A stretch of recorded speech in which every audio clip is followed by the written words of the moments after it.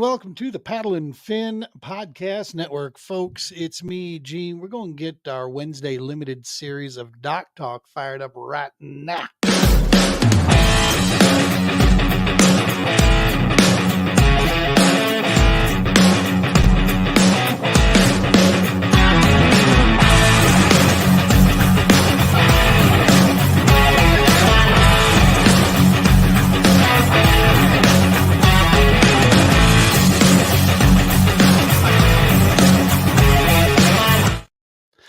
And welcome to the TPO Dock Talk, presented to you by Battleborn Tackle.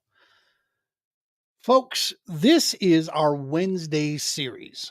These interviews that we did here, these are with different anglers around the All-American Kayak Series, around the Midwest, and these are just some cool casts that we have been introduced to. We got a chance to meet out there on the road when we're fishing around, and so we wanted to just kind of highlight some of these from all around the country.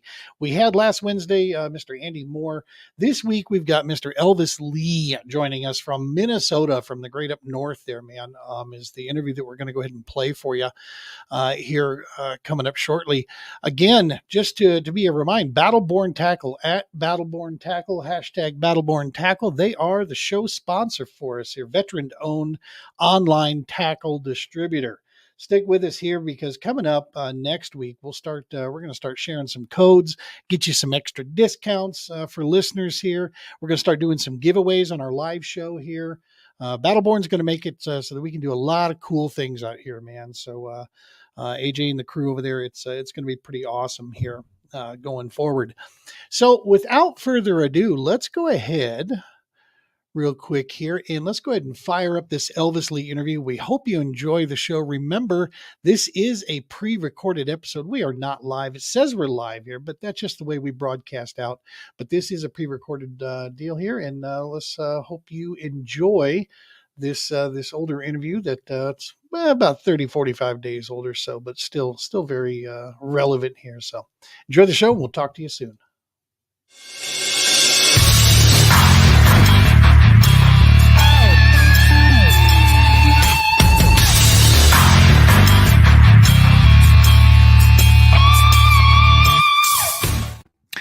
And welcome to another edition of the All-American Kayak Series podcast, Dock Talk. What's happening, folks? By the time you see this here, this recording that we're doing, it'll probably be after the holidays. Hope you all had a fantastic holiday season out there, and Santa provided you with a solid Fishmas and all that good stuff, man. We're gearing up. 2024 season is going to be just off the chain. Really excited about these venues, how they're working out here, all the events that we have lined up. Of course, for me personally, the Kentucky Lake event looks like it's just going to be just phenomenal. Can't wait to get to that one. In our series of interviewing anglers, we've been trying to kind of go around the country, around the area here, obviously in the heartland of America, the Midwest, which is what the All-American focuses on. As you've seen the other schedules come out, whether it's a big series, whether it's a big bass series, you notice that they continue to dance around the Midwest quite a bit. And that is something that we are dedicated to here with the All-American, is to continue to try to find ways, working together with the anglers, with the local locations there, to make these things possible, man. And so that's what Mr. Booth has created for us here, and that's what we're all set out. So in our series, we're going up north, man. We're going up north here for the interview series. We're going to Minnesota. We have with us tonight a guy that's no stranger to fishing whatsoever, and has fished several of the All-American Kayak Series events over the past years. We have Mr. Elvis Lee joining us from Maplewood, Minnesota. Mr. Elvis Lee, how are you, sir? I'm doing great. How about you, Gene? I'm good, brother. I'm good. So, man, it's December when we're recording this. You guys covered in snow up there, or is it abnormally warm? It's quite warm this year. It's crazy because I used to be big into cycling, and I was did a lot of races when I was probably 10 years back. And one of my Facebook memory popped up that I did 109 miles with a friend this time back in I want to say it was 2017 or 2016, and 109-mile yeah. race. No, that was just a bicycle ride. So Oh yeah, just a ride. yeah, so You're crazy. I mean, I'm I haven't cycled in the last 3-4 years, so it's been a while. Anyways, yeah, it's abnormally warm. It's usually I remember last year, we were already out ice fishing this time, but yeah, Right. I've seen people out ice fishing already, but it's a little sketchy. It's been a little too warm for me to want to go out. I'll probably wait until after Christmas and probably get out a few times. You a big ice fisherman, man? You look forward to that as much as you do Uh, open water? I was when I first got into it a few years back. I was going out almost every other day. But as I got more serious into kayak fishing and competing, I kind of just stopped going. I mean, I probably go out a handful of time. That's Yeah. how much I've been doing the last couple of years. My oldest son, he loves ice fishing, and we try to go early ice fishing because that's usually about the time I get to go. And I told him, I was like, well, once my fishing license expired, which is the end of February, I stop ice fishing. So then I Right. just wait for open water, and Yeah. I'm I enjoy ice fishing, but I'm not like crazy. Like I only go chase panfish during ice, right? Because I enjoy pan fishing, Yeah. and I'm not one of those guys who will drive up to Mille Lacs or Red Lake or whatever to go catch walleyes. I'm not a walleye guy, so just Right. panfish. So yeah. It's the gateway drug, right? The gateway fish, the panfish. That's what got us all into bass fishing to begin with, right? Yeah, because that's before the bass fishing and all that, it was the crappie fishing, mainly crappie fishing, and then bluegills with my kids. That was this is probably, God, I want to say 5-6 years ago when my two oldest were still a little young. I mean, my daughter, she's 12 now, but she used to go with me. I was like an avid float tube angler. I did that Nice. for 2-3 years, probably a little bit longer than that. And my daughter was like my ride and die. She was only like 8 at that time, and she'll go with me. We'll go float any lake we can find, and she would just bluegills and crappies, and Yeah. so I have a love for crappie fishing, It's and awesome. bluegills too, as long as they're big bluegills. And I tell people this. I'm just like, I feel that if you're a good pan fisherman, you can become a really good bass angler, because especially if you're a finesse guy, right? I mean, I would say I'm a finesse guy at heart. Yeah.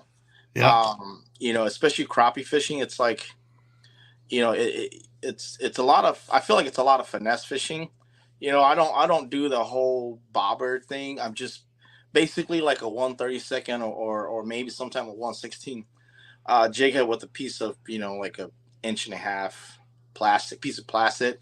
No Yep. bobber, just cast out there and then just watch the line. Yep. And I feel that kind of ties into bass fishing, right? Finesse fishing, Right. because you're just feeling for that bite, or you're watching your line jump, and that's all you're doing. It's a very slow fishing. It's very, I mean, I know a lot of guys can't stand fishing that slow, but Yep. I've done it enough to where if I have to switch from power fishing to finesse, I can do it. Because I mean, I Nice. fish like a 1/15 ounce Ned rig in like 30 feet of water. I just cast out, Nice.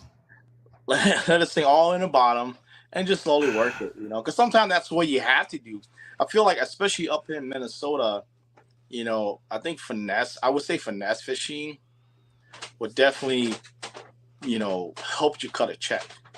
Well, And I lived in Rochester area there for like 10 years. We were talking off air about that. And yeah, man, around the Twin Cities, there isn't a body of water up there that doesn't get just hammered on during open water season. So it makes total sense that, as time goes on and the pressure continues to rise on those bodies of water, moving to that finesse presentation is going to help you in a major way, kind of separate you and lock up that limit and lock up maybe a little better quality for sure. Yeah, it's crazy how some of my biggest bass that I've caught has been from a Ned rig, and guys don't believe me until they come out there and fish with me, and watch me catch them in, 20, 30 feet on a little, like I said, little 2.5 inch, bait. And Yeah. like I said, it's very boring, but once you develop that feel and, just the technique in general, you can really do a lot of damage up here, especially like I said, especially around the grass, like the deep grass edges, because some of these grass edge girls, I mean, you can find them in 30 feet of water, Well, you know. the funny thing about finesse too is that finesse fishing travels the entire country, no matter Yes. what zone you're in, no matter where you're at. Finesse fishing, such as Ned rigging and drop shotting and wacky rig, this catches fish from East Coast to West Coast and even across the pond. Um, it's an indiscriminate, bait, man. It just goes after, and the fish come after it. You can't say the same thing for like buzz baits and spin Yeah. rigs and chatter baits and stuff. That doesn't always, like here in Colorado, you got a really small window where you're going to get away with some, and it's got to be on the right body of water where you're gonna be able to throw a spook out there, throw a buzz bait or whatever. It's not you don't have as big a window out here to find success. Can you catch fish? Sure, onesie twosies, but Right. nothing that you would want to go in with a game plan on. I mean, if you do, you're in trouble. Right. I Right. think that's why the guys from the California side, the Skeet Reeses, the Aaron Martins, all these guys that come out of that West Coast, that's why they travel so well on the upper level.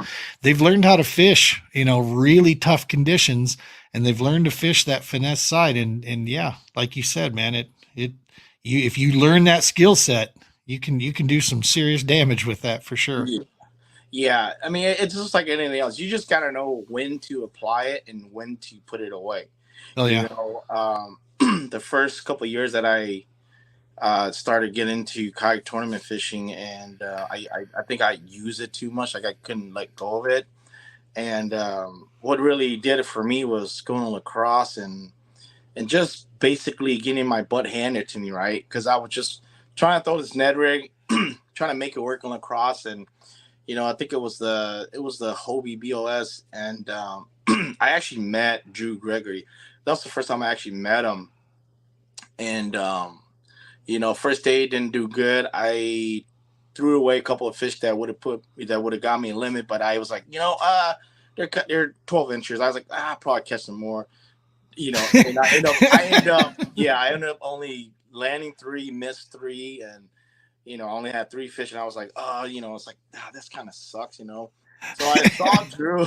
I met Drew at the boat ramp, and I was talking to him, and I was like, hey, because this is my first time ever doing a national event, right? So I asked him, I was like, so since he's I guess you would call him a veteran, right? He's got the experience, and I asked him, I was like, is it even worth it for me to come back out day two and fish? He's like, oh yeah, absolutely. You still have big fish or the power move. At that, I don't know if they still have power move on for the Hobie BS, but at that time there was a power move where they award someone with the biggest jump from day one to day two, or from day one to day two, and they Yep. give them like a battery, right? And Yep. he's like, yeah, man, you still have that. You still have big bass. Don't get discouraged. Just go out there and just have fun. Literally just go have fun. So and I was like, okay, well, you know what? I already spent, I think it was like $280 or something for it. It's like, well, I'm in town. I'm already spent all this money. Might as well go on day two and try and learn something, right? So I went, and then day two was actually pretty fun. I caught a lot of fish. Did some froggings, which I'm not really good at. Did some frogging. A lot of found an area where I could throw a wacky rig early in the morning, and they were just busting shad everywhere. I was throwing a wacky rig, and I was catching them, and then days over, day two's done, whatever awards. At that time it was like I think it's right after COVID, so they didn't really have you couldn't go meet up there. You just Right. only It people was who all virtual. got a call, right? So I think Drew was the last person to catch a chat, and I was listening to him, and he was talking about how he was throwing a spinnerbait who was changing the blade color because the water came up, it got muddy, and I was just like, man, it's like, so he was power fishing, he was doing all this technique that I didn't do, right? I've never was a fan of a spinnerbait because the time before this, the time that I ever caught fish were just northerns, right? And I'm just like, I don't want to catch a bunch of northern. And Drew was the one who kind of showed me that, these kind of conditions, you have to present a bait that these bass can actually see in those kind of water conditions, And feel. Yeah. right? The ladder line. So it got me thinking, and after that, I was just like, okay, well, I'll start introducing bladed jigs, spinner baits, and I started, catching more fish, like in those kind of scenario, right? And then I kind of put the Ned rig away after I jumped into that, and I started just power fishing, bladed jigs, Yeah. Ned rig, spinner bait, and buzz bait, and I fished the river quite a bit. Usually, the time I go to the river is in the fall when everything kind of mellows down and there's not much going on. I go to the river with my two boys, and then we go chase river smallmouth, and that's when I really got a sense for the spinnerbait and the buzzbait. Chasing river smallmouth with that stuff because I'm just like, wow, river or smallmouth in general. You always see people talk about a net rig or a drop shot or something finessey, right? So I was like, Smallmouth on topwater are a lot of yeah, fun. yeah, exactly. They So I really was like, are. you know what? I'll throw a buzzbait and see if I can catch them. And oh my god, the bite was just amazing. I just I was like, oh man, the spinnerbait, buzzbait. And then I fished this river system the last couple of years, and I noticed what was going on. You know, it's the Upper Mississippi. It's about 3 hours north of La Crosse. That's where the smallmouth becomes really, it gets really fun, right? Because Yeah. you're talking about a river system where all you're catching is just smallmouth. You'll catch a largemouth here and there, but those are like unicorns on this part of the river. You Right. know, you're just catching A lot lots of of 17 to 19-inch smallmouth. lot more current up there, right? Yeah, a lot more current. You're doing floats. You really Yep. can't or you can't really go upstream unless you got some kind of boat or maybe a torpedo will be able to go upstream, but for the most part we're just doing float. So Yep. lots of big fish, big giant smallmouth. Now, And have you always been in Minnesota with your fishing? Is that where you kind of yes, learned to bass fish, right from yes, up north yes, there? yes. So I'm originally born in California, around the Fresno area. So we moved up to Minnesota around 96, and I was about 8 years old, 9 years old at the time. Nice. And so I learned how to fish up here. I got into, I fished my whole life, but I got married at a young age. And pretty much when I got married, I didn't really do much fishing anymore.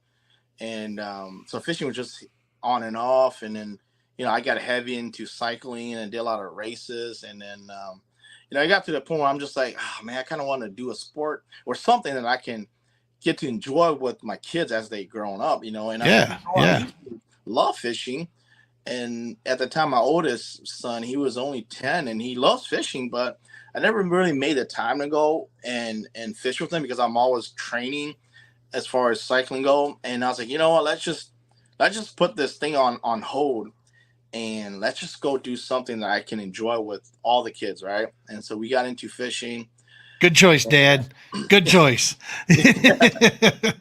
So we got into that, got into float tube fishing, did that for a few years. And actually, you know, before the bass, it came, so after the panfish, it came the pike, right? Because I was like, everybody can catch a bass. That was before I even knew anything about bass fishing, really. So I was like, yeah, anybody can catch a bass because, we caught plenty of bass on crappie jigs. And I was like, well, I don't really want, I want something bigger, right? So I was like, well, let's just go chase some northern pike because I've Got always plenty wanted of to them up catch. there. Yeah. There's many, and I was like, yeah, I want to catch like a 40 plus inch one, but I spent a summer, throwing big baits. That's where the big baits came from me. I started throwing big baits for northerns before I even try to even apply that to bass fishing, and I actually caught bass throwing big baits. So I was like, wait a minute, okay, these bass do eat these big baits. So and then I was, I'm a competitive person, so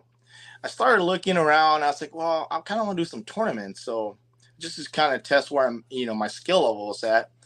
And there's this local club, and it's not even a club; it's more like a group, just a bunch of friends. And then, I asked them, I said, hey, is there any way my son and I can come out and do a tournament with you guys? And these are just all kite anglers, right? Yeah. And then they were like, yeah, sure. The more the merrier, we just kind of getting started. So, the more people we can get, the better. So I was like, okay. So I showed up, and it was weird, because I was still in the float too, right? I pull up to the boat ramp and got unloaded, and everyone around me there's like probably 22 of us. Everyone else was on a kayak but me, and I just look so out of place. I feel so out of place, So it was funny. And I remember no one talked to me, right? And uh, my friend Danny, that was the first time I met him, but now he's like my travel partner. We do a lot of events together.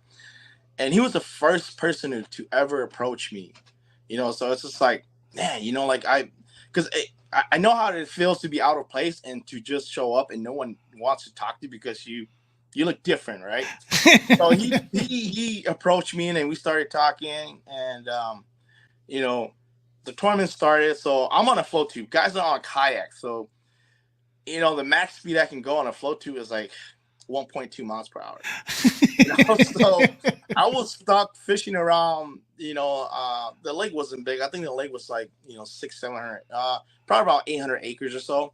So I was stuck fishing around the boat ramp, by the boat ramp. And at the time I was just throwing a lot of crankbaits, right? I was throwing a lot of was it the striking God, what is those 1.5s or no, they're deep divers. oh, okay. I can't remember. They go down to about 12 to 15 feet. So I had a Yep. few of them on. I was just like casting, and this is before I even knew like a dedicated rods and all that. My younger brother. He got into bass fishing way before I did. So he gave me a rod, right? A Shimano Crucial crankbait rod. So it was a 7 foot, moderate action. And that was like my favorite rod, right? Because at that time I didn't know anything. So it was the perfect rod for the right job. I didn't really know what I was doing. I watched a lot of YouTube video and talk about offshore fishing.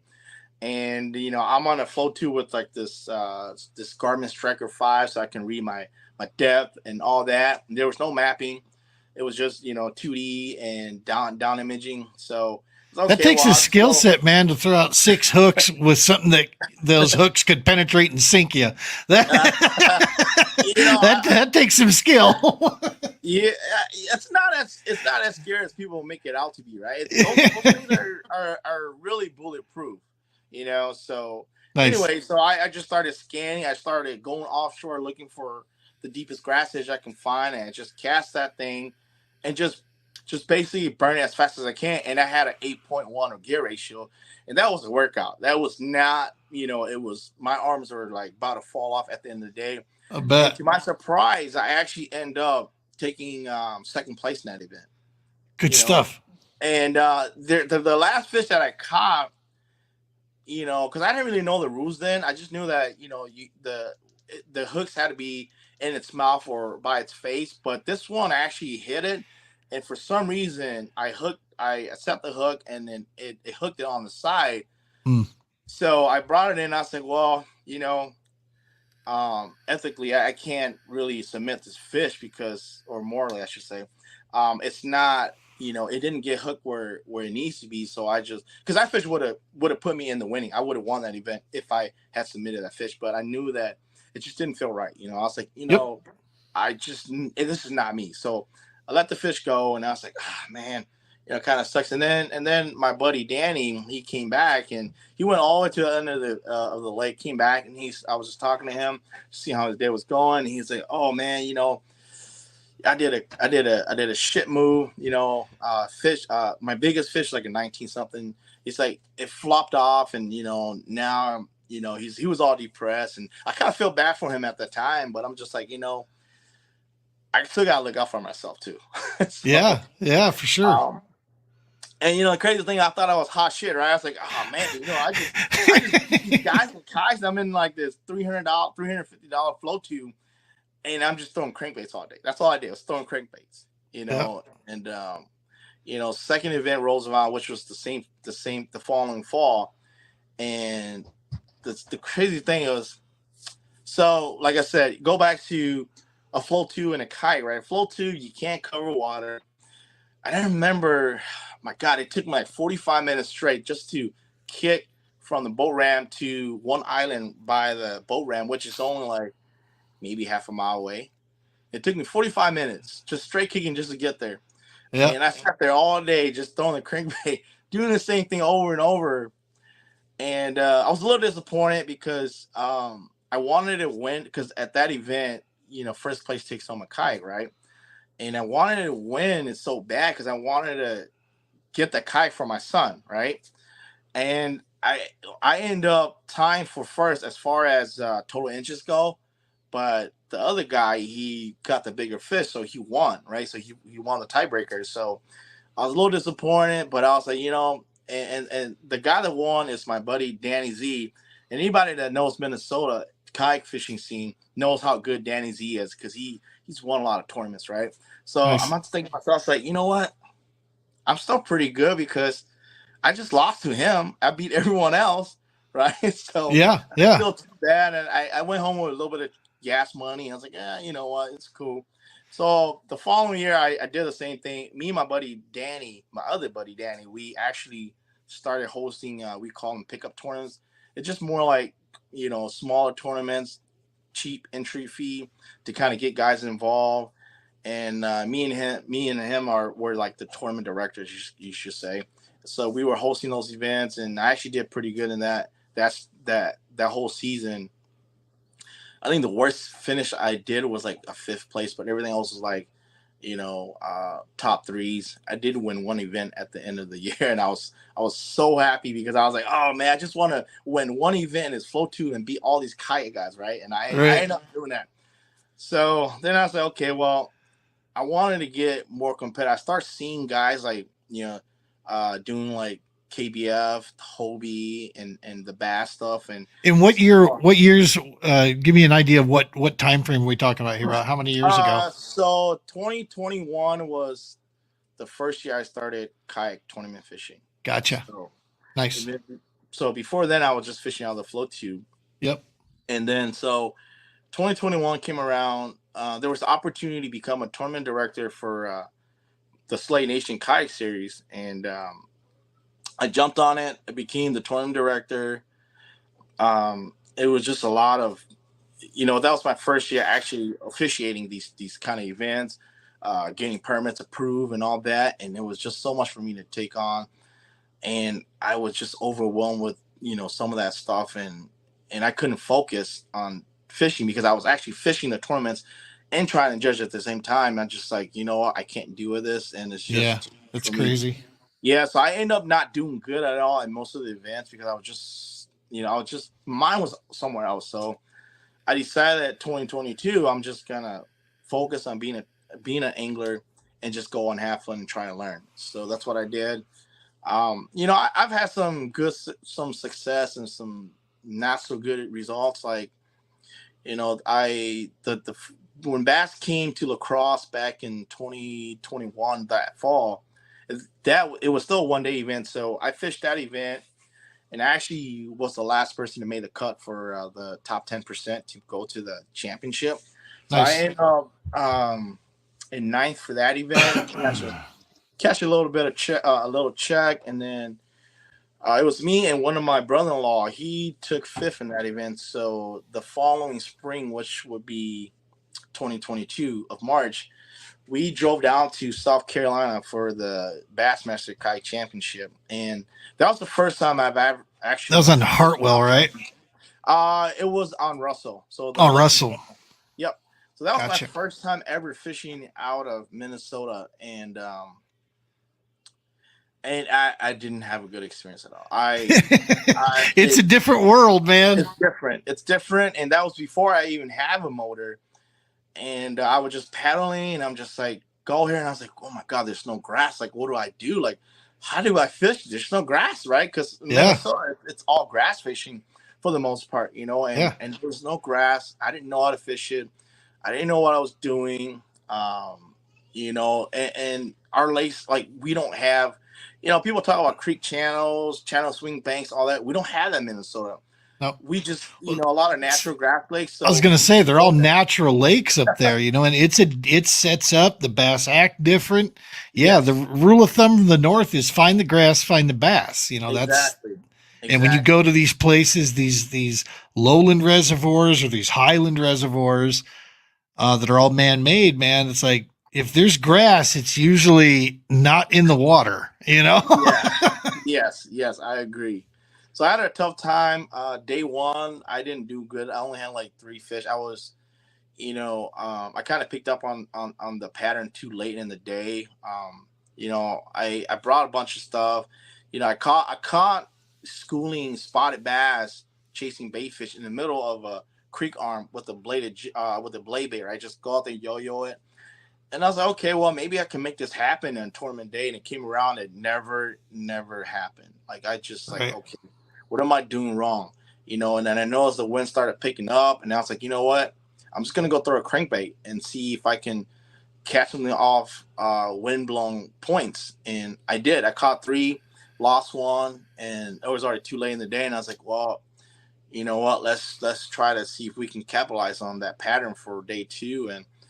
And I watched the weather, and the wind didn't pick up till like I think 1 o'clock, and lines out was like 2:30 or so.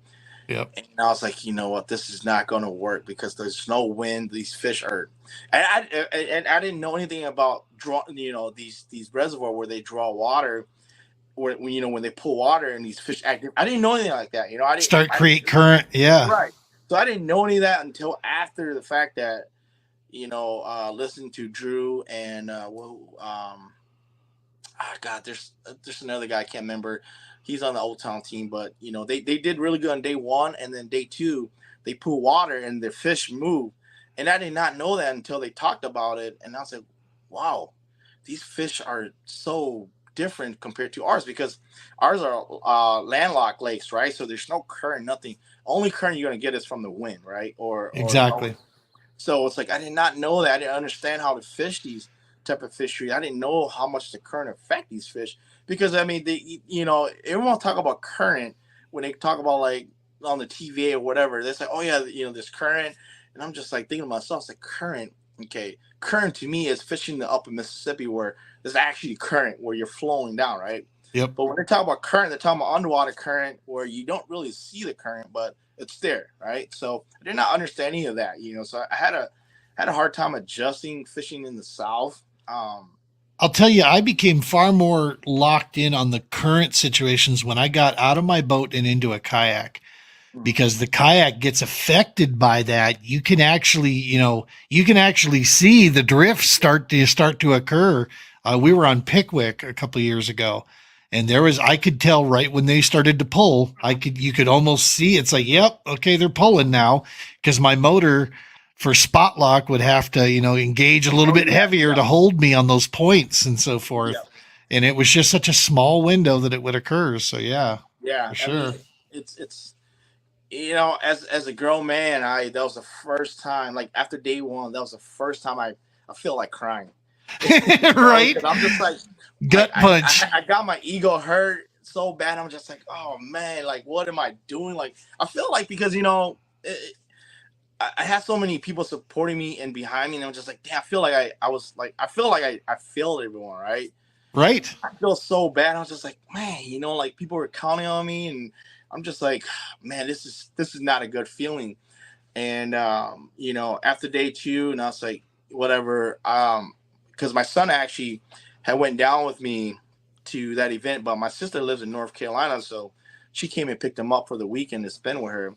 So I was like, well, let's just stop by the classic because it's on the way to pick up my son anyway. So There you go. I stopped by the classic and I saw Dusty Yacker and I was talking to him. And I was telling him my experience and how bad. And he's like, dude, don't feel bad, man. Everyone goes through that. I talked to Bailey from what is Bailey Ibrit? I can't remember what's their fishing podcast. Anyways, I talked to him. He said the same thing. He's like, don't worry about it. Everybody goes through it. Not everyone can win every day, right? So it's like just you'll get over it. Just you'll be fine. Yeah, get used to it in this sport because you can fish it for 25 years and you're still going to have days like that. It's just, Right. it's really what separates competitive angling in my mind from so many other sports. Normally, other sports, you work and you work and you work and you kind of raise that bar each time, right? Each season, you may not win, but you have a better output, Right. Right. In this sport, you can go from the highest of highs to the lowest of lows from day 1 to day 300, 3,962. You can still go out there and for whatever reason, things just don't come together. Exactly. It's a tough deal. When did you first get a chance to join with the All-American and jump in one of those events? So that was back in 2021, my first year in a kayak. And, nice. They came to La Crosse, and Minyak at the time. I didn't join Minyak because I was too busy being a tournament director for Slay Nation. So I hop on their event for that event because there was a joint event. So I double dip in Minyak and All American, and it was crazy because I went to a spot that I had done some white bass fishing with my brother-in-law off of a boat there, like 6-7 years ago, maybe even longer than that. Was that at La Crosse? Yes, that was in La Crosse. Yeah. It was on Pool 8. And so I was like, you know what? Let me just go check this. So I went and checked that spot the day before the tournament, and I was looking for the wing dam, and I didn't really know what it looked like on my graph, but I just turned around, like I sat still for like 2 minutes, right, on the kayak, and I turned around, look around, and I saw ripples around, and I was like, oh my God, that's a wing dam right there. And then I saw them and just started busting shad out of nowhere. And I said, oh, wait a minute. So I cast a Ned rig over there and I start catching them. And I caught like a 19.5 smallmouth. I was like, oh my God, this is a giant. I was like, okay, maybe I'll save the spot, come back next day. So that's what I ended up doing. I came back there for the tournament the next day, and I ended up catching my biggest fish was a 19-inch smallmouth. And then I caught a few more smaller fish. And then I was like, okay, well, this is not working. That was before I even knew how these fish were kind of, how they move on the Mississippi. And, there's so, like, the thing about La Crosse is everyone always talk about how good the pre-fishing was, right? That's what everyone talks about. Yeah. And tournament day, those smallmouth just absolutely move. Yeah. Right. So they're constantly chasing bait. And I was like, oh man, this kind of sucks. Like I'm sitting here catching them, early in the morning. As soon as the sun came up, they were just busting shad for like a 30-40 minute window, right? And they just all of a sudden disappeared. And I was like, okay, I got to scramble. I got to put a limit together. I got to go and just stay in the area, but just hopefully you can get some to work. And I caught a few. I caught enough fish to put me in 5th for the All-American and 4th in the Minyak event. So I ended up catching a small check. And I was like, oh man, this is, I thought I was hot shit again. I was like, damn. And, I got humble, like after that, there's some events I did. I got humble and, especially like I said, going down to the South and fishing something that's so different and so new to me. I just couldn't make that adjustment. And, the Ozark Lakes are a complete 180 flip. Yeah. For that, I actually went before I got into kayaks. I was living in Minnesota there in the boat game, and my buddy and I actually joined the Ozark series and started making those trips. So we started not fishing the Great Lakes division anymore that hit La Crosse 3 times. We did that for like 3-4 years, 5 years, whatever. But then we decided to just get into new water, go hit something new. And so, yeah, I never realized just how much finesse was such a big player, like say on Table Rock. Mhm. I think Table Rock, I think KVD, throwing jerk baits, throwing crank baits, Yeah. that's what was in my mind until you get down there and it's like, yeah, grab a Ned rig, pull that off that main point, right there and watch the Yeah. spots and the smallies go crazy, for the thing. So Yeah. that's awesome stuff. So when you and I first like had a chance to talk, it was at Okoboji, I think. Yes. Yes, it was. I had we go to Okoboji, and that was last season, not Yeah. this 23. That wasn't was that 23? 23. Yep. Yeah, it I was. was there 2022 and 2023, but 2023 was when we first, met on the water. Officially, yeah, I got a Yes. chance to talk. I had found in leading up to it, I found something that did not expect to find. I had come across some fish sitting on a flat in Yeah. those weeds, and they were the right ones, man. I backed off and was shaking them off. I was like, I'm not going to touch these. And I remember what you had said when you saw me out there that day. You were like, "What is this guy doing? Clear the hell out here!" Yeah. What's crazy, Gene, is that's typically how you win on Minnesota Grass Lake. What you were doing, that's the right Yeah, way to do it. But it was just the wrong time, because they were yeah. actually moving up to spawn. So typically I'll tell what you you what. did, that's typically how I would fish it. Let's If the say tournament was the day before, I was writing a check. I yeah, promise you, yes, because they were yes, there. yes, and it's crazy because because I fished Okoboji the year prior, and I kind of went off a little bit off of history, right? And Yep. not just that, but just because the All American Kayak Classic was basic. Well, I think it was a few weeks before that, right? It was Yep. yes, it was a few weeks before that. So 2 weeks. yes, and I was just like thinking to myself, I was like, well, it was crazy because for the classic, I got off work at midnight. I drove down, I fished all day, and I found fish on the mouths of creeks, right? So it's like, okay, well, I'll go and see if I can make that bite happen. And it turned out that those fish have actually moved up the next day to start bedding. And I Yeah. did not know that until I talked to some of the guy at the house. They say, "Oh yeah, dude, for some reason, these fish weren't here yesterday, but now they're here." And I was like, "What?" Like I was like, "What? Like how does that even happen?" So I was like, "Okay, So for day two for the All American Classic, I went into a different pocket and found bedding fish. So my thinking for the Okoboji event, I was like, okay, I'm gonna go back to the first day of Okoboji. I got off work in the morning. I drove down there. It's only 3 hours drive. Drove down there, went to a whole new part of the lake I've never fished before. And I actually did pretty good there. I found bedding fish and all on a spinnerbait. It was crazy. It was I was first gonna day. say, dude, you were wearing them out on a spinnerbait. I Yes, was watching that, going, "All right, it yeah, was go crazy, get huh? them." That was So awesome. day one of Okoboji was all about the spinnerbait, right? So I've actually went up to one pocket and I was like, well, this looks like a spawning pocket, right? And I was like, there's got to be some fish here, but I don't know, man. So I started casting toward the shoreline. There's so many carps everywhere. So I was like, let me just cast into this flat, in the middle of the flat.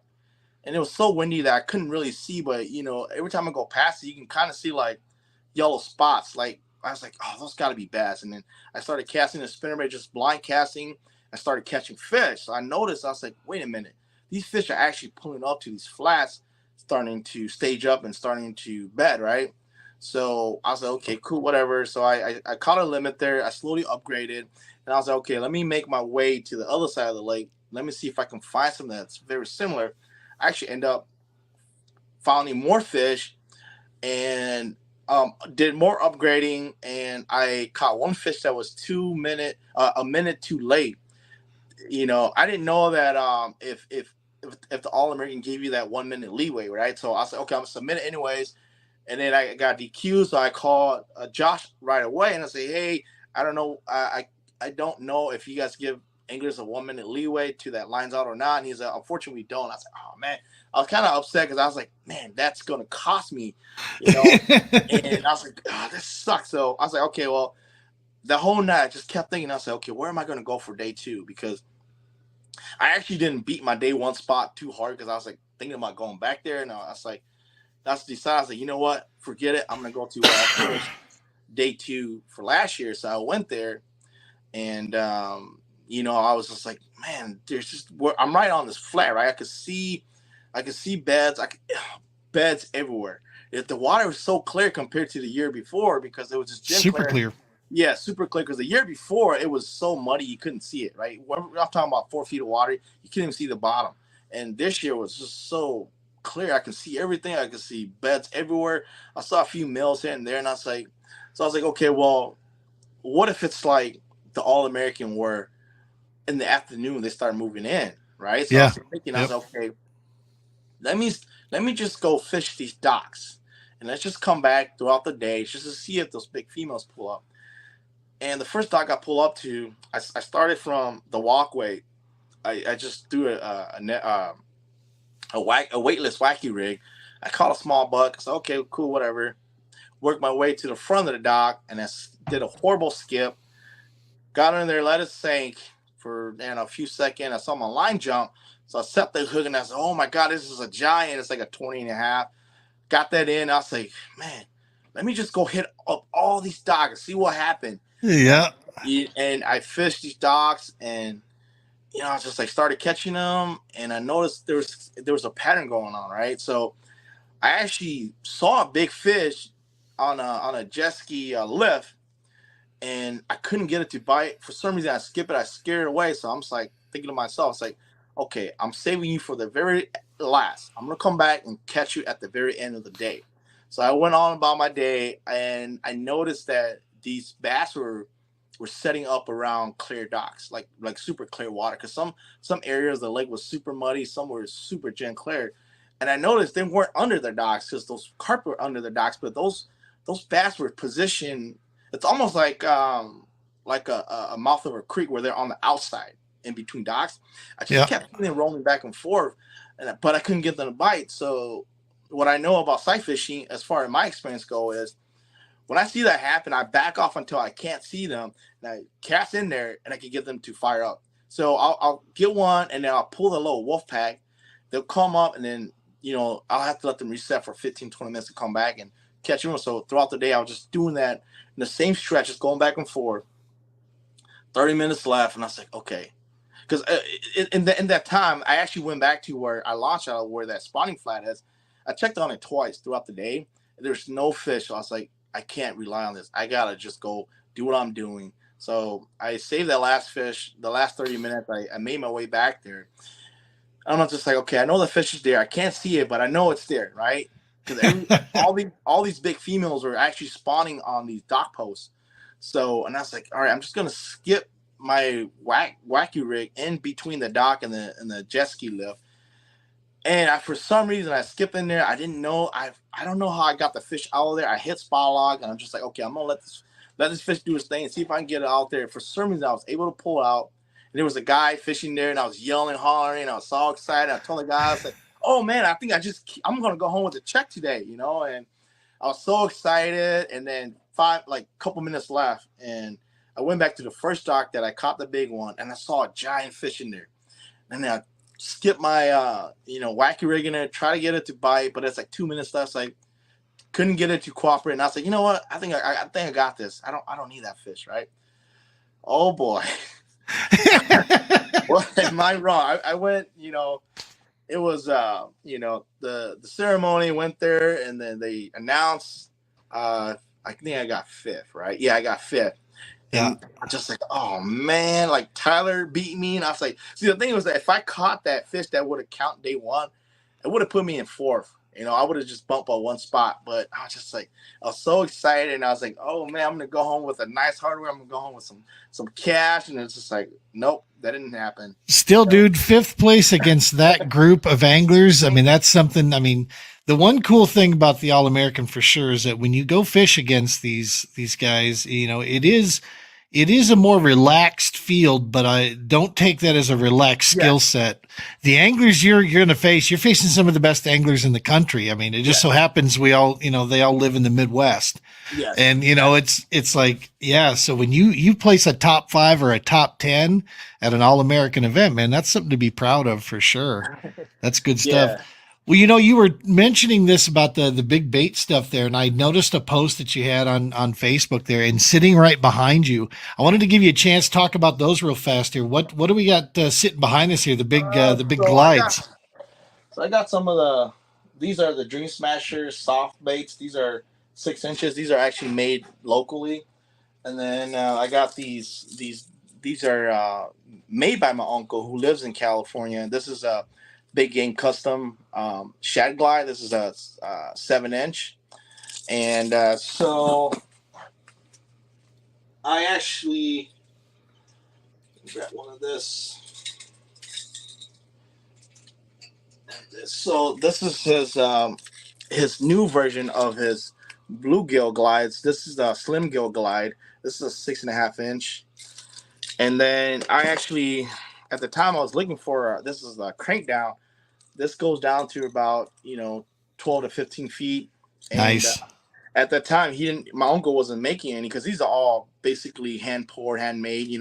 Wow. And he didn't have any in stock. And I found a guy that was selling this, and I wasn't a fan of this color because this is like a brown reddish, and then Yep. with the clear belly. I wasn't a fan of it. I was like, you know what can go wrong? I can always send it out and have someone else paint it, right? So I bought it, got it in, and this was the last time I actually got to fish, which was a month ago, a little bit over a month, right Yep. before everything started icing out. And I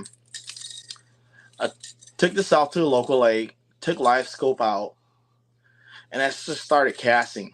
And then I was off in deep water, about 30 feet on a deep grass edge, and I scan out, and I was like, okay, there's a school of bluegills right in about 40 feet in front of me. So I bomb cast this. I'm like, I'm on 20-pound models, so it's not going to sink as deep as I would like to, but it got down to about 11, 12 feet, and about 50 feet away, I can see the bait and live scope. So I was just cranking pause, and then as soon as I went through that below that school of bluegill, I paused it. I saw something flashing in like 22 feet of water off the grass edge, just shooting up. And I was like, wait a minute, I was like, I don't know if that's a bass or a pike, because usually the pike, they're pretty big on life, so you can kind of tell. Yeah. But the thing was just flashing so fast that I didn't know if it was a bass or a pike. So I kept cranking pause, and like 20 feet away, like about 30 feet away from me, I paused it, and then it was still sitting about 10 feet, right? And then that bat just shot up. It looked at it, and as soon as I did one hand crank, and I was about to do no way, it just smashed it, and I set the hook, and I was like, oh my God, it's a freaking bass. I was like, wait a minute. I've never seen anything like this before, because I was just like, this bait, like really, this bait has that much drawing power. Yep. I'm just like, holy cow. And I was thinking to myself, I was like, well, you know, I think I gotta give credit to Jordan Westerman, because it was because of him. That's why I got into this big bait binge lately, because I mean I've thrown big baits in the past for northern pikes and bass, and I wasn't really super hardcore. But after hearing what he did at that Big Bass 250 event on Lake of the Ozark, he was throwing a rat, right, and I was like, a rat, like what, like what? And he was like, yeah. He was just like, like, especially when you're fishing these bluff walls and all this, like these lakes down there, you got rodents living in these holes, and then rain. And he told me that when it rained, the bite got even better for him. I'm just like scratching my head. I was like, dude, how does that make any sense? And he's like, well, you got to think about it. They live in these holes, and when the water rises and it floods their home, they gotta go. They gotta get out of the water, right? And he's like, well, these bass are smart. They know that, so they're waiting, just looking up, waiting for these rodents to come out. They go up there and snatch it. And he's like, yeah, like he told me, he's like, yeah, the bite got even better when it started raining, even harder. It was just like crazy. And I was like, what? Like, I just like lost my mind. I was Jordan like, dude, Jordan does some crazy stuff, man, yes, and he yes, makes it yeah, work. That's the thing. He yeah, makes it work. exactly. So, and then I started talking to him.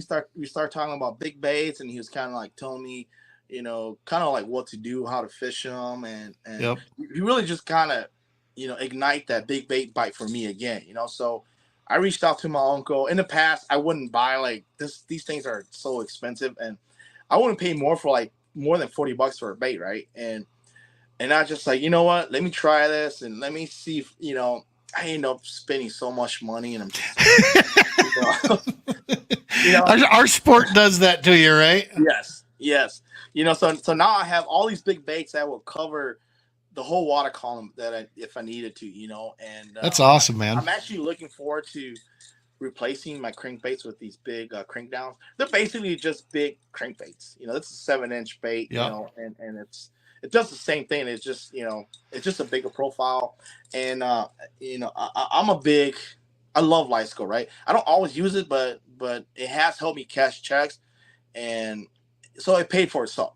So Sure, sure. um, using the crankbaits, I noticed that the crankbait has a lot of drawing power, and what you can do with live scope is, you throw a bait out there, you get it, and you bring it in, and you just watch fish come out from the bottom that you don't even know that they're there. And you go back and follow with a drop shot or a Ned rig, and that's how I was catching some of these fish. I'll just Right. cast it out, wind it back, watch these fish come from the bottom, and go back and follow with a Ned rig or a drop shot and catch them that way. That's So, awesome, man. That's um, awesome. but yeah, So, so looking forward to 2024 here. You've put the schedule up there. You've been seeing what's out there. yeah. What are some of the events that you're looking forward to hit, man, on the 2024 schedule with the All American? I'm planning to do all of them. I've been telling myself the last few years that I need to get on the road and fish, and I want to win one event on the road. And the only way for me to do that is to actually do it. There's just no way. Like, I can't just fish up here. Like I, fishing in Minnesota. I feel like I can hold my own. I do fairly well. Most of these events, I don't even pre-fit. I just show up and just fish. And I've won and cash check doing that way. But I can't do that once I'm fishing in the South. Like it's once I'm in like Missouri or more South, I can't do that because I don't know any of those. Like, it's just set up so different. They're freaking huge, Yeah, and big water. right. So it's like, well, I gotta take, I actually have to spend time pre-fish, learn how these fish are, how they set up. It's all seasonal pattern, and people always, it's funny because you watch YouTube and people say, oh yeah, this time of year you do this, you do that, and I'm just like, well, we don't have creek arms up here. How do I go fish like that? When there's no creek arm, there's, Yeah. we don't, it's just all natural grass that so most of these lakes are just bowls and it's just grass and it's just like, well, it's so featureless. What do you do?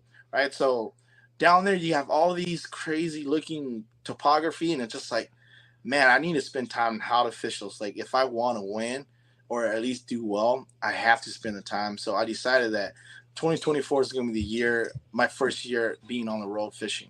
So That I that's might not even awesome. do, I might not do any local stuff, but we'll see. Because I'm so busy working that I don't have time to really fish as much as I want to. What do you So, do when you're not fishing? What do you do for a living?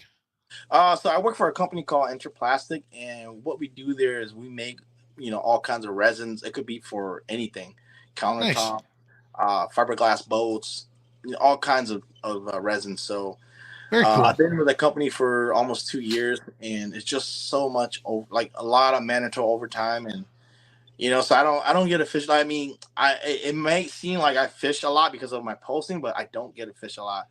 Like I said, the last time I've been out was a little bit over a month ago. Yep. So um, I know that time on water is everything, but at the same time, if you're not learning when you're on the water, then you're just wasting time, right? So time on water is very crucial, but I don't think that it's everything, you know, unless that's what you do for a living. But so I always try to listen to podcasts, different podcasts. I try to consume as much as I can while I'm not fishing. You Because I feel like I can learn that way too if I'm not on the water. So You know, you had mentioned something too, and this is something I encountered when because I lived up in Minnesota there for 10 years, and you had made, mentioned that guys talk about, creek channel swings and this, and we didn't Mm-hmm. have that on a lot of the lakes we fished. Mm-hmm. But there was also something that went on most of the time, and see if you concur with me on this. It was like we were stuck in a time warp too, because by the time all the information started coming out about spawning and it's the spawn and it's pre-spawn and the magazines are covering it, all the topics online, we still had freaking ice on the lakes. It's like, bro, Yeah. our fish are not even close to that. Yeah. They were like in the future of what we're going to see.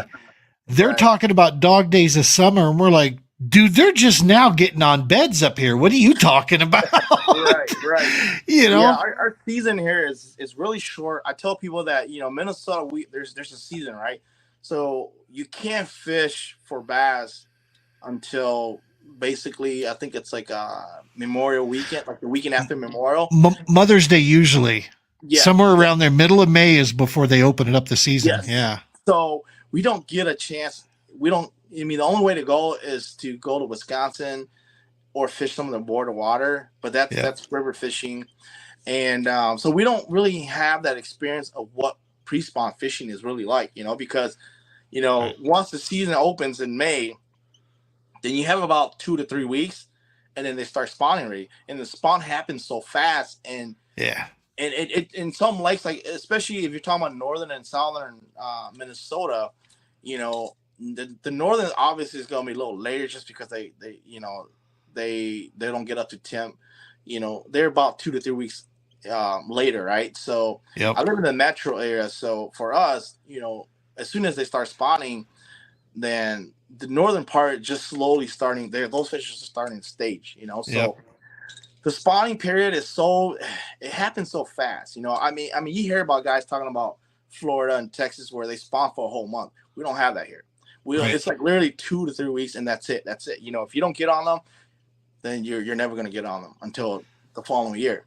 So um, what I've I noticed in the past is as soon as ice out, just go fish shallow flats. Fish Yep, shallow flats, spawning flats, because those fish are going to be up there feeding they're our fish. coming. Yeah, Yeah, they for come sure. in and they move differently, and not just that. Our bass live shallow water. Like guys will catch them in 2 to 4 feet of water under the ice. So it's like those fish live shallow year round. Yeah, I mean, obviously you're gonna have your resident shallow fish, and then you have your fish that migrates to the deep water and they come back in spring and whatnot. But yeah, what I learned in the last two seasons is just as soon as iced out. I'm talking about going to Wisconsin, right? As soon as the ice out, just go fish these shallow flats, spawning flats, and just chuck and wine and bait. It could yep. be anything. Just a moving bait. Those fish are super active. Father's Day was always so. I had a camper in a lot up there at Coon Lake, Okay. and Father's Day weekend, man, right? A week before, a week after, right in that, all the way up, probably, I would say, actually 2 weeks after, because you could take it right up to about 4th of July. Mm-hmm. Um, it was just unbelievable fishing. It was almost very little skill involved because they were rampart, man. They were all Yeah. through the lily pads. They were up against swim. One of the largest fish I've ever had hooked for a brief period of time actually was on coon.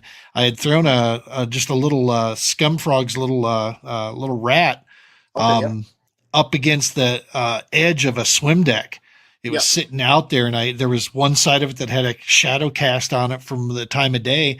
I threw up into there, and freaking Bass Zilla, man, a mouth on the thing, just devoured. And as I set the hook, I felt just a little bit of tug, and then boom, come out of it. My son and I both, had it not come out of the water, we would have never known the size of it. My son and I saw the thing, and we're like, "Oh my lord!" I mean, and it was always around that. But you're right, man, because about after that, you start getting into July and those temps are coming up and Yep. things. Then you got to start considering your deep grass edges and Yep. things like that if you want to find the quality. So Right. for Right. sure, You are right about the quality. Finding them out deeper water. I feel like what I feel is like like once it's summer. I feel like the majority of your quality fish are going to be out deeper on the deeper grass edge. Don't get me wrong, guys are going to win, frogging or punching or flipping in shallower, Sure.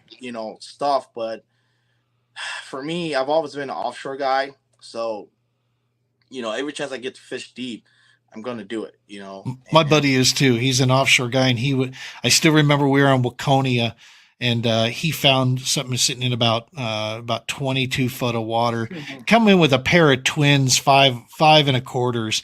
Two Wow. twin. Yeah, he just decimated the field, man. He just laid waste to us that day.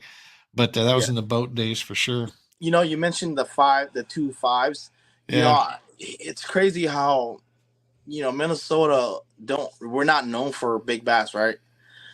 And we're not known for big bass, but when you look at a lot of these boat tournaments, you got to have at least 20 pounds to even catch a check, Oh right? yeah. There's so many, like like the 3 to 5 pounds fish they're just everywhere. Yeah. Yes, we don't have this, 8, 9, 10+ pound fish, but we do have plenty of, 4 to 5 pound fish, and that's usually what it takes to win up here, as far as boat tournament. I mean, if Yeah. you're talking about, let's just say inches, right? So inches, you know, most of the time you're going to be in the high 80s, low 90s. That's like anywhere else, and it's crazy. We had an event, around the metro area of the Twin Cities, and it was like a roadrunner, and the kid that won, he put up 97 inches, and I think he weighed all his fish, and he was like, it was close to 27 pounds Good in Lord. this city lake where there's like, you know, just traffic. Tons of pressure. Yeah, Yeah. Tons of tons of pressure up pressure, there. and it's just crazy. And I didn't know we have that kind of fish, and like I know we have big fish, but I didn't know that there was that many quality of fish in Yeah. this in the city lakes, and it kind of opened my eyes, like, oh wow, like there's actually some big fish in here, so I um think, if memory serves, the state record was just west of the cities. I thought, in a pretty small little pond. It's like an yes, 815, isn't it? yes, it's Yeah. I can't remember the lake, but it's like west of, right by Lake Minnetonka. It's just like a Yeah. small lake, so yeah, it's 8 pound 15 ounces. Yeah. um there was an 8 pounder caught in one of the boat tournament a couple years ago. It was 8 pounds, and I want to say 8 pounds and 6 ounces or something. Wow. So yeah, that's a big fish. I swear I've seen its brother, or one that could have. The co-angler and I saw it. We were at Coronas, Okay, yep, Coronas, and yep. on that southern, that part of that southern swing, that point that comes out there, Mhm. it was cruising in about 6 foot of water. It was super clear water. You could see it. We were running a little weed edge, and I was, about 10-15% trolling motor, speed. And we're just Yeah. running this weed edge coming the opposite direction. I thought it was a carp at first when I saw it. And as it got closer, I remember in this, I mean, I have no problem admitting this. I see this monster bass, Yeah. swimming by, and I'm like, my jaw opens up. I'm like, oh my God. And my co-angler turns, and he's, because we were fishing off this side, and the Yep. thing come cruising on the opposite side. So he was coming right down the boat. We're looking at this, and my co-angler looks over. He goes, "Is that a freaking bass?" I'm like, oh my God, yes. We started, by the time we realized what happens, we're throwing, trying to throw out to it to Yeah. see if we can get it. It's like, yeah, no, that's not happening. He I saw us. I He's believe not interested. I believe Coronas got, I think I believe that there's, something like that there, because Coronas is such a healthy fishery. I mean, they're just munching on those little perch. There's Yeah. so many fingerling perch, and those smallmouth are so big because they feed off of those perch. And I believe there. I mean, I think state record. In the I would say that state record smallmouth, there's a good chance it's going to come out of Coronas. Because of how Wow. healthy that fishery is. I think Jordan Westerman caught, I'm going to say like a 21 or 22-inch smallmouth there during the Minyak event. He won that event. That's a couple years ago. And there Wow. were talks that, yeah, there's a potential that Coronas might have the state record of smallmouth, in a few years. So Yeah. I fished it There's twice, and I've only ever caught one smallmouth. you know.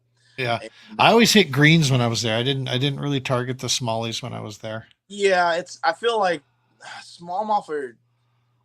I'm not good with smallmouth in lakes, right? It's just I feel like they move so much, Yeah, and they're I very just don't. nomadic. I don't have enough experience. But if it's predominantly a smallmouth fishery, then it's a little easier because they're more like your big largemouth where they stage out on deep grasses and more of the offshore structure where you can kind of predict where they're going to be at. Because I won doing that, just fishing, deep grass edge, catching big smallmouth like that, and I actually won Coronas this year for the Miniac event. I didn't pre-fish. I just showed up. I was just like, you know what? I got fourth last year. I don't have time to pre-fish. I'm just gonna show up to, basically go off of history and just see what happened. And I thank God I brought live scope. So I brought live scope. I went out there early in the morning. I was just fishing a flat off of some islands, and I caught some big fish doing that. But I was like, it's like 2 hours in. I was like, well, I only got three fish on the board, and they're all good size, right? I was like, well, I can grind it off all day, just catching two more, or I can try to go offshore on these deep grasses and then see if I can, make something happen. And it's probably one of my furthest day of fishing. Went out there, just started scoping, found a defined grass edge in like 12 feet of water, and I was like, well, man, there might be something there. So I threw a drop shot. I just watched everything on live scope. I saw a fish come out, and I was like, whoa, this is crazy. It's like, okay, well, I sat in one spot for God, like 2 hours just doing the same pitch over and over and over. Yeah, I caught so many fish in one spot, but the problem was they were all like, 15 to 16 inch, and I was like, oh man, it took me a long time to get an upgrade. And in that event, I did catch a smallmouth, and it was one of my keeper, but that was just like so random, just like on this rock vein on this flat. I just throwing a spinnerbait out there, and it bit it, just blank Nice. cat. It bit it, so. There's lots of edges, lots of weeds and such in Coronas for sure, and you can Yes. find them as long as that light penetrates down. You can, I mean, you get some 15, 16 foot weeds, man, that Yeah. are down there, Exactly. depending. So, last question for you, brother. When you're looking forward to and you're looking at this schedule, what event jumps out to you, man? What's the one you're most looking forward to going to? Um, I'm gonna have to say Lake of the Ozark Nice. because I was there this past fall and I've kind of fell in love with how everything's set up. Yeah, I'm not fond of dock fish. I'm not a big dock fishing guy. I know there's a ton of docks, but I was gonna you say, know, yeah, the docks there is insane. yes, but I'm not really into dock fishing. When I was there, I caught all my fish on bluff walls, right? And There's Jordan did plenty the of same those thing. too. Yeah, Jordan, he was like, I was like, did you do any dock fishing? He's like, yeah, I went to fish one dock for like 5 minutes and I gave up. And I was like, well, what did you? I was like, well, what did you go fish? He's like, well, I just basically went and fished bluff walls. And I was like, dude, I did exactly that. And then that's how the big old rat bait, came about. So yeah, I'm actually looking forward to that. I saw a lot of good stuff that I want to go back to and try in the spring because I know that I think when we go there, it's gonna be just right in that pre-spawn, right? Where they're just Oh slowly yeah. gonna start moving up. So I figure, you know what, it might be good with the stuff that I see, and Unless I it's a really, really warm spring, then then yeah, they might be a little bit closer to the spawn. But yeah, I think we'll definitely be in that. Cool thing about LOZ, man, is that depending on where you launch, where you go, you can fish just about any way you want to fish, yes, from brush to bluff walls to points to flats to docks. I yeah, mean, and you're going to find, I mean, every cast there, I mean, there's good quality fish in that water, man. And yeah. so yeah, that's going to be exciting. We've got um Eco Fishing Shop is coming on board for us for that event. They're going to be our Okay, event nice. sponsor. We're going to Yep. be there with the awards ceremony. We'll be at Eco. We've got a host hotel with the sleep in, all of it right there in Camdenton. So Okay. that's going to be the home base that we'll be set up at. So yeah, man, it's going to be a ton of fun. Looks like we'll have food there at the award banquet, have some cool giveaways. Oh, So that's yeah, awesome. it yeah, it's going to be an awesome event. I'm looking forward to it for sure Yeah, I am as too. well. I can't wait. Being up north, it's like, well, it's either ice fishing now or you just sit out until it's time to go. And I'm actually just looking forward to it.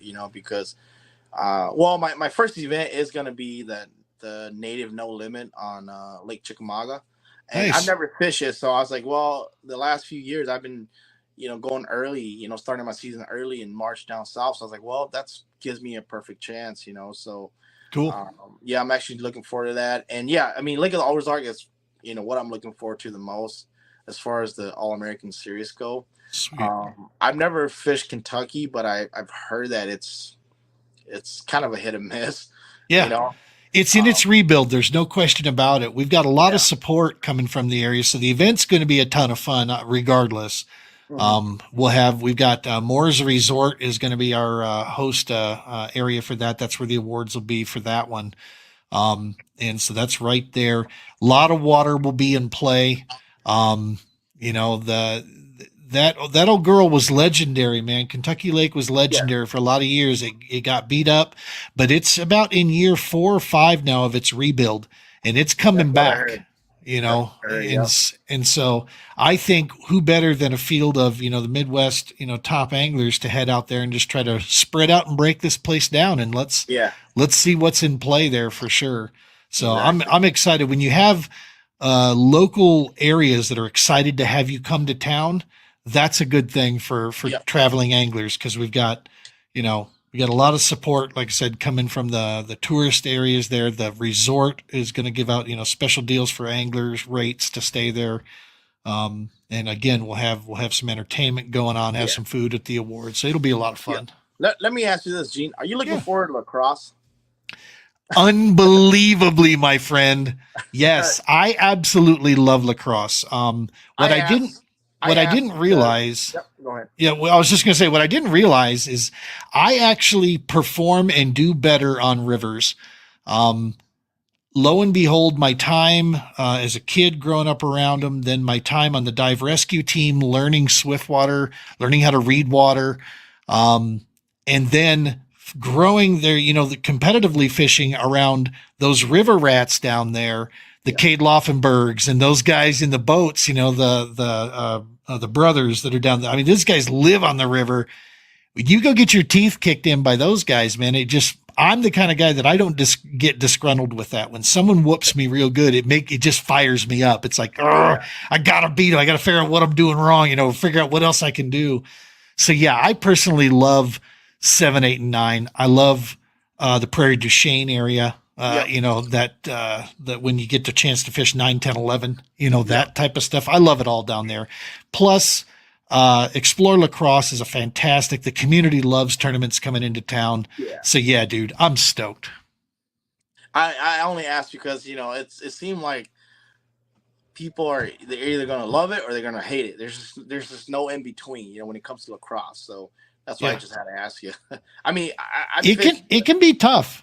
It can be Yes, tough yes, if what I think what's hard too is that lacrosse is the kind of place that there's some people that have really good results every time they go there. right.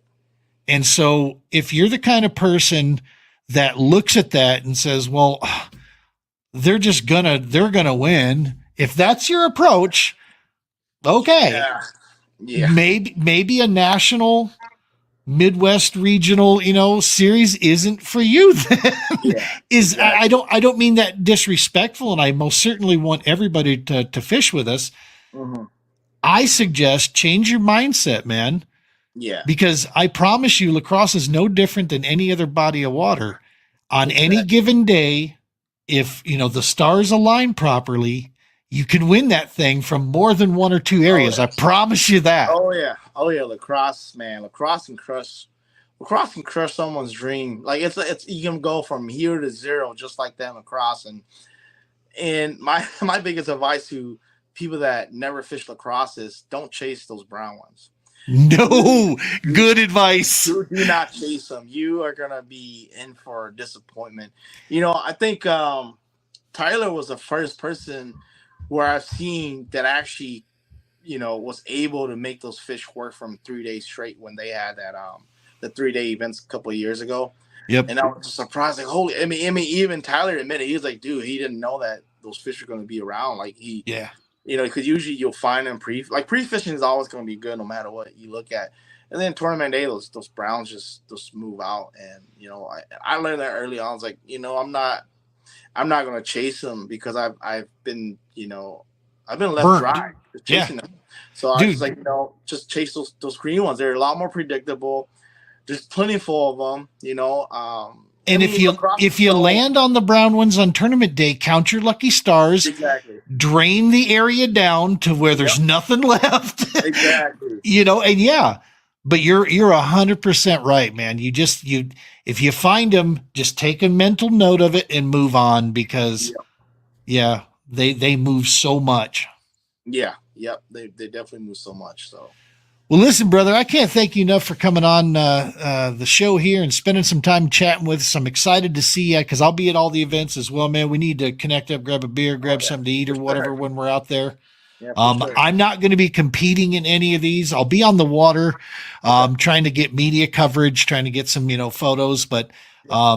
and we've got another couple things that we're working on that I'll be doing when I'm at this, but I will not be competing, at the end of the day Okay. in any of those since I'm going to be working there with that stuff. But like I said, I'll still be out. I want to stay plugged into what's going on. Yeah. And so, yeah, man, we'll definitely connect up Yeah. and Yeah. have a good time when we're out there. Yeah.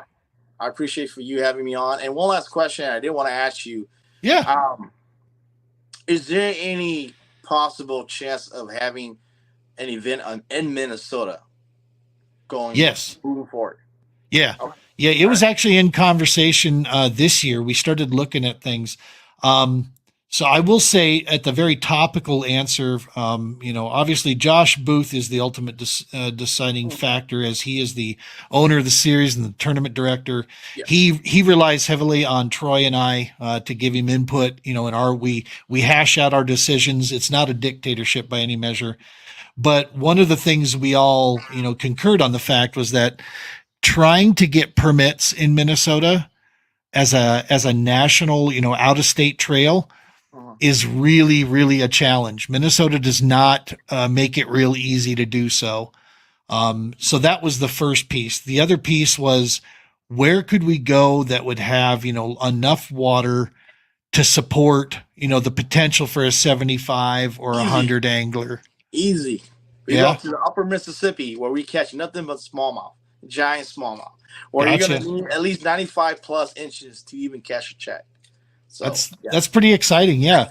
We should so when it comes time when we start looking at schedule for 25, make sure I'll reach out to you and that we kind of get Okay. your input and see, get other people's thoughts and we just have to look at logistics to make sure we can, having support for these areas is really a big key to the longevity of the series. As much as we'd like to go to these off the beaten path places, if the local areas can't help us come to town, Right. what that spells is just a short uh, time span for the All American because there's a lot of overhead, well, not a Right. ton, but there is overhead involved in putting these things on. We don't just want to put them on and do awards out of the back of our trucks anymore. We want to make this an event that you guys love, man. Right. That you have fun when you come to these things. So to do that, it takes, local areas to support us. Right. So I mean, I get it. At the end of the day, All American is still a business, So yeah. I Yep. get it. We just try to take the pressure down. We just try to. We're about to make a huge announcement here coming up in January with something that will really stamp home when we say we are angler focused. We mean it, man. And we're about to make a big announcement here for this next season that's going to be available to every angler at every event. That's going to really prove that, and it's kind of like that stamp of, yeah, man, we're doing something that no other series is doing. And we're doing this because we want to make sure the anglers have an amazing time when they're there. And we're doing this because we're working deals out with places and other entities so that we can, bring this stuff to the field. So it's going to be a ton of fun, brother. It really is. I think 24 is going to be a remarkable year for us. And I'm I'm excited. stoked. I'm stoked you're going to be at every one of them, man. That's going to be a lot of fun. Yeah, that's the goal. So Yeah. whether I do well or not, all I know is that I'm going to be learning. I'm going to be taking away something from each event and bringing back home, be able to apply it. And Oh then yeah. that's what I've done in the past. But yeah, for sure, I'm excited for. And that support team is behind you regardless of where you place. You know that now. You've been doing Yes, this long enough. yes, They got your back no matter what. yes. Awesome. Well, listen, man, thank you again, folks at home. Make sure head on out over to, if you want to follow Elvis at Facebook, we got his Facebook page up there. Also Instagram, follow along. He's got a lot of good content that goes on out there. Throw him some information if you throw him a DM if you want information on those glide baits, where he's getting them from. Actually, he's got a post out there, I think, you put Yes. on where you're picking up some of those big old glides. Yes. Yep. So, yeah, so check that stuff out there. And of course, as always, when it comes to the All American, make sure you're hitting our subscribe button. We are spun off now from the True Patriot Outfitters. We're not, we're produced by them, obviously, because I'm sitting over here, but we are our own. All right, folks, we're going to go ahead and wrap that up. As I said, this is an older broadcast that we had. We're not spun off. We were at one time, but we're all back under one big happy family, one big roof here. So, hope you enjoyed the interview with Elvis. He's a really, really interesting dude. He has a mountain of information. Just such a good person, man. And we're proud to have him on the All American. Rosters out there when he comes out to compete. He's definitely a guy out there looking to take your money. So you need to bear with that. Hey, make sure to smash that subscribe button for us. We appreciate you joining us here on a Wednesday evening. This is limited. It'll only probably be going through February here. With these, we'll be done with the interview, and then we'll be back to, of course, just having once a week with the main show on Monday nights, which is the TPO Doc Talk podcast, brought to you by Battleborn Tackle, an online tackle distributor that is a veteran-owned small business. Two amazing things to support there. Number one, small business. Number two, veteran owned. Can't go wrong with that. Thanks again, folks, for hanging with us here through the show. We hope you absolutely enjoyed the interview there. And as always, tight lines, be safe.